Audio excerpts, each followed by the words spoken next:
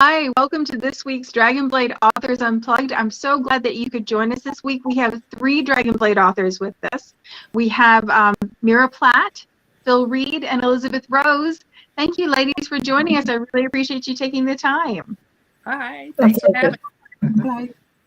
And we also had a release, Rose Phillips had a release this week too, so we'll talk a little bit about her book as well.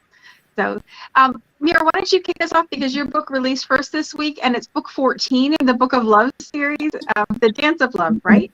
Yes. Dance of Love. And so this is, number 14, what started off as a 3-book series originally, just keeps growing, and we're having a lot of fun with it. And the basic premise is that there's this mysterious book of love that the heroines keep passing one to the other in the hope that as their debut season comes up, they'll use the book of love to find true love. It'll help them find true love. So at this point, book 14, it's now kind of taken on a legend of its own. It's a life of its own. So, the readers and we laugh because we know that as soon as that book comes into the hands of this heroine, the hero does not stand a chance. So, and my heroes, they tend to be very independent, worldly alpha males, and the heroines are usually very sweet and not very, not stupid, but definitely not worldwide. So this one is The Dance of Love, and this one pairs very hunky magistrate Rafe Quinton, who's the magistrate of Exeter, and his heroine is Lady Augie Nesbit, and she's the daughter of a marquis. And the way they meet is she's been asked by his cousins to bring him the book of love. So, of course, she's carrying it. She's going to deliver it to him. And the sparks are instant. But what happens in the story is that they open up. She goes to his office to give him the book. He's not there, but his little boy, he's a widower. That another kind of layer of hunkiness to the story. And his little boy is like a little matchmaking Jewish grandmother. He just he wants his father to have to be married, to find the right girl. He wants such a nice girl for his father. And Augie steps in to his office, and little Sam is there waiting for his father. And Sam just knows at once that Augie has to be it. So it's just that story. I love that. It's just cute. And then the reason the father's not there is that he's off fighting. He's off trying to find out who caused this fire that just raged just hours earlier. And it happens to be that it's Augie's aunt, elderly aunt, who was there. She was about to visit her. It was her house that burned to the ground. Oh, my so goodness. Now they're thrown together because this mystery is there's a mystery, and we have to solve who set the fire, why was it set, and what is going on with it. So it's just it's one of my favorite in the group. It's heavy on kind of like a mystery. So I know there's a show, I think, was it Scarlet and the Duke or something that's on TV now. So it has a little bit of that kind of feel, that as they work together to try to figure out what is going on, they fall in love, of course. So it's just, Scarlet and the Duke meet single dad. I'm loving this. Yeah. Does the aged auntie survive? Or does she get killed in the fire? Oh, no, she survives. I don't kill off. I try not to kill off. I love of the characters. Really have to. But she gives them fits, because she just, throughout the story, it's basically everybody's holding something back. Nobody's telling, Rafe Quinton, the magistrate, nobody's telling him the truth. And as Augie tries to help him, she's figuring out her own family is even lying to her and holding back stuff. And she just, it's very hard for her to deal with it. And it brings them a little closer together because he's very, he's very understanding, and he's just a strong, wonderful, strong, silent, capable type. But he doesn't dance. He refuses to dance. He hates to dance. And so, of course, at the end, to prove his love, he's going to dance with her. So that's where the "she only wants to dance with him" tagline comes from. Yes. That's lovely. That sounds like so much fun, and I know that whole series has been so much fun. But it's really cool to see you as animated about book 14 as you were about the books in the beginning too. So. I know, and that's the fear that we always have is that it might go stale or we might get tired of it. But somehow, I don't know, these characters they pop in, they're just fresh and they're eager to they're just raring to go, and the stories are lively and fun, and I'll keep writing them as long as they're fun and the readers want to read them. I'm delighted to keep writing them. So. Well, the premise is really fun too. The semi-magical book is a really fun premise. So, awesome. So, Phil, your book released next this week, and it's The Sword, which is book 3 in the Guinevere series, and it's a time travel Arthurian retelling. Is that right?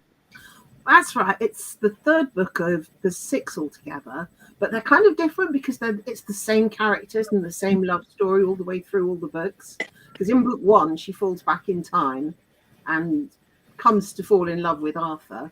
And by the time book 2 starts, she's definitely in love with him, but they fall out over something in book 2. So when book 3 starts, they've fallen out. So I won't say, well, Arthur has just killed the man that kidnapped her at the beginning of book 2. So at the end of book 2, he kills this villain whose name is Melwas in single combat. Just before he dies, he tells Arthur something about Gwen that Arthur believes because he's an idiot, as many men are. Boys often are, especially kings in the Dark Ages. Anyway, so when it gets to the start of book 2, they're really not getting on all that well together. And because Gwen knows all the history and legends about King Arthur, because her father was an Arthurian scholar, she knows all the little stories. And one of the worst stories that she knows, and it's the story that Medraut, who is Mordred in the romantic stories, his name morphs during time, but the most original name is Medraut, who is the son of Arthur's sister, Morgause. In the legends, he's her son by incest. So she's not only coping with what Melwas told Arthur, she's also coping with thinking, is this child, did they have sex? Did they have sex? My husband and his sister... that's a lot. That would be a lot for anybody to process. Yeah. I don't want to do a spoiler really, but I'm assuming that they end up together at the end of book 3, or at least on more friendly terms. Oh, Gwen and Arthur. Oh yeah, she's very much in love with him. And the problem she's got is because she knows all the stories, she knows what will happen to him in the end. And her biggest worry throughout all the books is that he's going to die. At one point, she is thinking about growing old, and she's worried about growing old. And then she thinks, no, I do want to grow old, and I do want to grow old with Arthur. So she's got no worries about growing old. What she's worrying about not growing old with him, because basically in the legends, he dies violently in a battle, and she doesn't want that to happen. It's not going to happen in book 3, I can tell you. We're not getting anywhere near that because there are 6 books. But she's got all these worries. And one of the legends is, Hadrian's Wall. Oh, lost her. I'll keep going. Hadrian's Wall, which is just about on the border between Scotland and England. It's in England, so there's a bit of England beyond Hadrian's Wall. But in those days, it still existed. I mean, nowadays when you go up there, I think 95% of it has gone and been used as farm walls to build houses. But there's a fort on it called Camberglana, and Camberglana is pretty much, a lot of people think it's probably Camlan, and Camlan is Arthur's last battle. So in this book, she's got the enormous worry that Arthur goes to Hadrian's Wall, And she's thinking, oh my goodness, Camberglan is up there. That could be his Camlan. So she thinks he might die in this book. Well, there's 3 more books, so he doesn't. But she's got that huge... For a little while yet. Yes. But she doesn't know if everything she does is kind of set in stone or if she can change the past. So she's got this terrible quandary that whatever she does, is she making it happen? So Well, making it worse, because you have to assume that you know what's supposed to happen, but if you mess with stuff, is it going to escalate or accelerate or make things worse? That could be tricky. She loves him so much, she follows him up to Hadrian's Wall. So there's a lot about Hadrian's Wall. I went up to Hadrian's Wall last year and the year before to do the research. That was great fun. When I found, for example, in my research, there was actually, they know, because they found some things called the Vindolanda tablets, which are little tablets of wood, which they'd written on. And there's all sorts of interesting things written on them. They were little messages to people, send warm socks, things like that. There were all these wooden tablets, hundreds and hundreds of them. They're almost on a par with finding the Dead Sea Scrolls, Anyway, they've got these tablets. And one of the people mentioned in it is a person called Riacus, who really lived at Vindolanda. I used his name in my book. I put him there because I knew that he really lived there, which was quite good. Cool. Did I lose you, Phil? No, I'm still here. Okay. Sorry. We had a little bit of connectivity issues, and I wasn't positive sure for a minute. Well, that sounds like so much fun, and I can imagine it would be very difficult to be in Gwen's position, because nobody wants to know what happens. It's better to just kind of fly in and hope for the best. Well, Arthur has Merlin, and Merlin's got the sight. And Merlin's not an old man with a grey beard. Merlin just looks like one of the warriors. He looks pretty much the same age as Arthur. And Merlin has the sight and can every so often he can see into the future. So he does reassure Gwen a few times about what's going to happen, but he can't see everything. And Gwen thinks to herself, well, actually, I might as well have the sight because I can see what's going to happen. I mean, one of the ones she can see, and not everybody knows this because not everybody's familiar with the legends of King Arthur, but we're talking British here, not English. The English are the baddies. They're the Anglo-Saxons that are the invaders. It's the British, the Celts that King Arthur is amongst. So, and Gwen, of course, is English. And she is thinking all the time, oh no, this is all almost a waste of time because the Anglo-Saxons are going to win in the end. And the Angles, what England's named after. So she kind of sees the futility of it as well. Yeah, that would be hard when you know the people that are actually going to die and not for something that feels like it's making a difference. Yeah. Well, cool. What an exciting continuation of this story. That's very cool. Then Elizabeth, your book came out. Well, Rose's came out before Rose Phillips, and that's Love Abandoned, and it's the second book in the Honorable Intentions series. And I'll make sure I pop that in the link, and we'll talk to Rose in a future chat so that everybody gets to hear a little bit more about her story. But I'll make sure that when I put the links in the comments, so you can grab your Dragonblade books this week, that you can also find Rose's book there. But Elizabeth, your book comes out on Friday, and it's Highland Sky. It's the third book in the Highland Outcast series. And we always learn something. Yeah. And we always learn something new. There's always. I love that part. I love the getting to learn about different ways of doing things. This guy, and it has to do with 4 Highlanders who were friends, part of my McKeith clan, which been from the very beginning, from the last 25 years I've been writing. We see McKeiths all along the way and everything, and this series, they go from being heroes to outcasts in a matter of minutes. And it's kind of like each book has something to do with one of the 7 deadly sins. Like the first one, we dealt with gluttony and shoemaking, the heroine. And the second one, Highland Flame, that was Highland Soul. And Flame, the second one had to do with making candles. It was also had to do with lust with the hero. The hero is the one with the deadly sin. This one, Highland Sky, is Nash McKeith, and it has to do with his pride. And actually, he accidentally sets the roof on fire of the Horn and Hoof Tavern, which is owned by old Callum McKeith, the oldest man in Scotland, who happens to be their chieftain's grandfather. And so now they've all done something to break his silly rules of the tavern, and they have to earn their way back into the clan. And so his punishment, he's been waiting, and him and his brother North, which is the last book is coming next, Highland Silver. But anyway, his punishment, since he burned down this roof, he's being sent to the Mackenzie clan, which is kind of a rival clan. And he is being sent there because they have been attacked, and their whole clan, the huts and everything have been burned, and he has to help thatch the roofs. And that's why we got the Highland Sky with the roof thing going on. And since he burned down the roof, but anyway,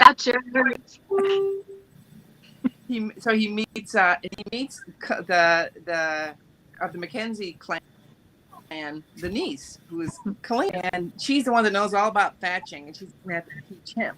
Okay, and Ash doesn't thatch roofs. He's a warrior, he knows how to fight. He doesn't have anything to do with roofs. And the worst part is he doesn't know until he gets there that he's also been betrothed to this Kalina, married for alliance purposes. He thinks like, this isn't a fair punishment. I have to marry someone I don't know, don't like. And that he's heard from the chieftain, watch your back, because Kalina wants to kill you. He's up on the roof. Oh. He doesn't know what he's doing. So she's not looking forward to this match either. I'm sorry?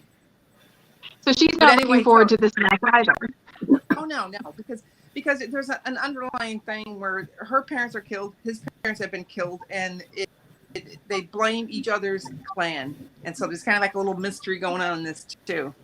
This one, you're going to learn about thatching roofs. And I just love doing all the research for these books. And it's just fascinating. Of course, now I want to build a little she shed in my backyard at the and I want to try it myself. Probably won't, but it would be fun to do that. So anyway, so this book was a lot of fun as well. And I just loved it. I just love learning all this research. Yeah, you must come over to Thatching TikTok with me. That's one of my favorite places. TikTok and watch the thatchers thatch the roofs, and then oh, really? Okay. smash it flat, and then yeah, I'm not on TikTok. But it's worth it for the shirtless thatcher. So yeah, it's a fascinating skill. It just looks so neat, and then you just learn all about how they do it and how they make it. They use wheat straw or reeds, and then they have to have big bundles of it, and then they have these spars that are kind of like twisted spars, which are like hazel sticks, and that is what holds the thatch down. And then they have these big mallets that are called leggets, and they hit the bottom to make it all kind of like even or a scallop design and everything. Yeah, and then they start from the bottom and they work their way up top to the roof. That was all fascinating to me. I had no idea how they did it and how much work was involved and how much thatch you need to put on a roof. Wow. Yeah. It's fascinating to watch them like really hit the bottom of the reeds, and then everything lines up, and then they trim it and stuff. And how fast they go too. Which is they know what they're doing. Yeah. So yeah. So that's Highland. So I know that you do a lot of research going into your books, and I know Phil must do a ton of research for hers as well. Is there something that you guys have come across when you're working on your books that has been particularly interesting to you, or something that you would like to share with us, something that we might not know? Well, just like what I told you about the thatching and just the tools and everything and how they did it, and it's just like, that was back in medieval times, and I suppose they kind of still do it the same way now for the most part, but that was to me very fascinating, because I always kind of want to like, how do they do it, how do they build things, how do they make things? So that was fun to learn.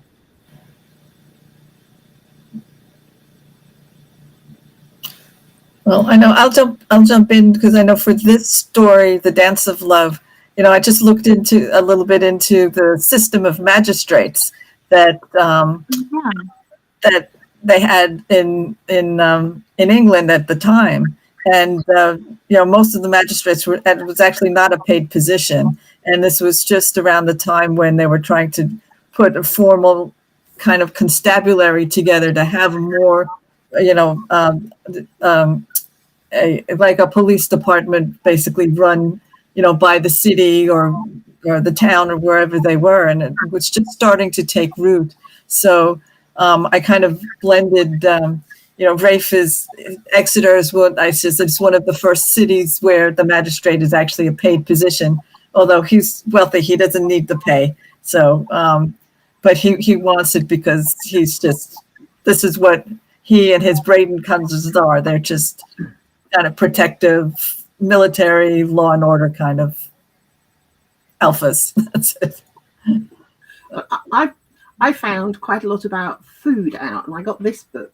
Can I get it in there? Here we go, Taste of History, which is very interesting because it isn't just the period I do. I read all of it because they give you all the recipes for all the different foods, and they were absolutely fascinating. And I loved them. Quite disgusting. So that was very interesting. Yeah, I'd be perfectly content to make it through the rest of my life without ever having a jelly deal. Oh yes, yuck. Or tripe. That would be one thing I would definitely not eat, would be tripe. Well, very cool. So we talked about how many releases we've got coming up, and it feels like we're running at kind of, I think everybody feels like they're running really fast right now to try and keep up with things. I know as creative people, keeping you well refilled and keeping your creative energy up is a continuing challenge, especially when you have a series as long as Meara's 14 books. Is there something that you guys do that, I know Meara, you'd mentioned Scarlet and the Duke. Are there TV shows that you love or books you love to read, or you know, things you like to do outside, things that help you refill your creative well so that you can continue to create yourself? You know, I would say not really. I've always been a fan of mysteries. I love mysteries, and I watch all mysteries, and I do try to always put a bit of a mystery in each story. Not the same kind of mystery, but you know, always something to keep us interested in guessing and figuring out what to do. But no, but you know, honestly, I really find that writing is my relaxation, and that's the thing that I really love to do. I don't find it as a pressure. I find it as a more of a release, a thing that that will relax me and often put me in a good mood. Do you get withdrawal symptoms when you can't write, when you're away from your computer? Oh, yes, absolutely. I went on holiday about 10 days ago. We were away for just about 10 days altogether. And we took my son and his partner. So it was my husband, me, my son and his partner. And my son said to my husband, "You need to get parental controls on that computer."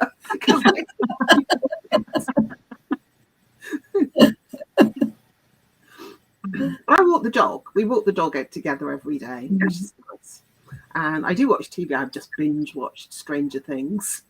Oh, I have to catch up with that one. I'm not at the last season yet. So. Yeah. Oh, aren't you? Oh, it was really good. But there's 2 more to come at the beginning of July, so it's a bit frustrating, the ending. So. Yeah. Kind of like Avengers when they drop you halfway through and then you have to wait for them to fix everything. Yes, it's very annoying. And I like detective stories too, like Meara. I like a good mystery. Elizabeth, what about you? Is there something that you do to keep your energy up and your creative well refilled? I love watching it all the medieval period type things. I go on Netflix, even some that aren't medieval, you know. But I binge watch Downton Abbey for the first time. I'm probably the only one in history who hadn't watched it. Loved it. But anyway, besides that, I like to everyone probably knows I have a hammock in a secret garden in my yard. So in the summertime, that's where I go to write and relax and spend time in my yard. And it's just like a little secret piece of heaven, you know. I mean, as far as you can get living in the suburbs of the city, you know. That sounds wonderful. I've been inside Downton Abbey. Noise. You know, Downton Abbey. I've been inside it. I've been inside Downton Abbey because it's just about 4 miles from where I live. It's really cool. It's a castle. And when I was about 20, I worked in the stud there because the person who owns it is the Earl of Carnarvon. The person who owned it, the Earl when I was there, was the son of the Earl that discovered Tutankhamun. Oh my goodness. Wow. There's a big hill next to the stud called Beacon Hill, which has a hill fort on the top. But the old Earl, who died from the curse of Tutankhamun, supposedly in all the papers, he's buried up there on top of the hill overlooking the stud and the castle, which is really nice. But it's beautiful. And my ex-brother-in-law was actually in it. You know the episode where Lady Mary gets caught with the dead man in her bed? Uh-huh. Yeah. My ex-brother-in-law was in the hunt. You know, they have the hunt all around because this Turkish comes for the hunt. Well, my ex-brother-in-law was the master of the hunt, and he was in it. I can't see him in it. I can't pick him out, but he was there. Okay. There's somewhere. You know what? No, okay, Bates's wife, the mean one, you know what I'm talking about? Yeah. Bates's wife. I forget what her name was. She is actually a relative of a good friend of mine. Oh my goodness. I didn't even know that until I was watching, and she told me that she goes, "Oh, that's my relative." I'm like, "Really?" I forget what her name is. That's So anyway, you don't want to claim, you know. she played the evil one, the villain. Series. So have any of you seen the movie? The most recent one? No. Not the second movie. Dying to see that. My mom called me this week and she said the costumes are so beautiful, you have to go, the costumes are so beautiful, I'm gonna make your dad go back and see it again. So I'm going to try and do it soon. I'd like to see it while it's on the big screen Yeah. But that's like the wonderful thing about it is that you see all these magnificent costumes and just the way that they dress so beautifully and everything was done so formally, we don't throw, no paper plates, plastic or anything. It's all this beautiful china and glassware and the tables are set so elegantly. Everything is just, yeah. What year is it meant to be in the new movie? Because it's got to presumably have moved on a bit, hasn't it? I don't know. It started in 1918, right? No, it started earlier. Started with the Titanic. Do you remember? And that's 19. Yeah, that's right. It was. And then they had World War One, and then they were in the 20s. So maybe on to the 30s now, because the cast are getting old, aren't they? Yeah. Might be. Well, we get to go to a villa in the south of France this time, so I'm game. I'm all in. Yeah, I was surprised that they were taking them out of England, but I guess why not? It was a thing. Well, I think one of the wonderful things about historical romance is that idea that you get to live in another time and place. You get to escape. In Phil's book is actually a contemporary character that actually goes back and lives in another time and place, but for Elizabeth and Meara, we still get to travel somewhere without actually having to go somewhere, which is invaluable at times when travel is still a little bit restrictive. But that idea of being able to escape to somewhere else, I think, is one of the things that Dragonblade books do the best. They give us an outlet and a story that we know we're going to fall in love with too. So, good thing. Hopefully. I've just had a visitor sneak onto my knee. Aww. She really needs her toenails trimming though, because she's quite old and she can't retract her nails very well. She uses grappling irons and she's clawing away onto my knee. Well, ladies, this was a delight talking to you this week. I really appreciate you taking the time out, and I appreciate everyone dealing with us with the technical difficulties. We try every time, and it seems like. Oh, there she goes. We lost. We're getting dizzy. And on that note, sure I pop the links in the comments so you can grab your Dragonblade books. Dragonblade books are always the best deal, pre-order period and release day. So you want to grab them then, but even after release day, it's still the best escape you can possibly get. And thanks again, ladies, for taking the time. We'll be back here the same time next week. Thanks, everybody. Thank you. Great talking. Bye. Bye-bye. Bye, Elizabeth. Bye. Bye bye.